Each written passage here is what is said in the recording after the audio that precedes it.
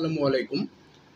বিজ্ঞাপনের কথা চিন্তা করলে আমরা সেখানে দেখতে পাই যে অভিনেতা এবং আ বিভিন্ন কলাকুশলীরা মিলে একটা পণ্য বা যেকোনো কিছুকে প্রমোট করে।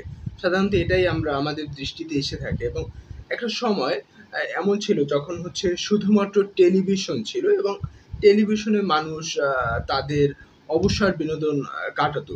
সেই টেলিভিশনের সময়টার কথা যদি আমরা চিন্তা করতে যাই তখন আমরা দেখতাম নাটক বা চলচ্চিত্রের মাঝে বিজ্ঞাপন দেয়া হতো।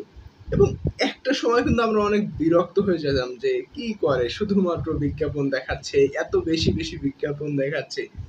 এখন এই কথাগুলো চিন্তা করলেও হচ্ছে বলতে পারেন অনেক আহ, একটা স্মৃতিময় একটা কথা চলে আসে বা স্মৃতিময় একটা দৃশ্য আমাদের সামনে অঙ্কিত হয়। কিন্তু তখন আমাদের কাছে একটু বিরক্ত লাগতো। কিন্তু এখন সেটা স্মৃতি হয়ে গেছে যে এই একটা এমন ছিল। বা পুরনো আমলের যদি বিজ্ঞাপনগুলো দেখেন, সেই বিজ্ঞাপনগুলো দেখবেন এত ভালো লাগে এখন। মানে মনে হয় যে নাটক হিসেবেই ওগুলো আমরা দেখি।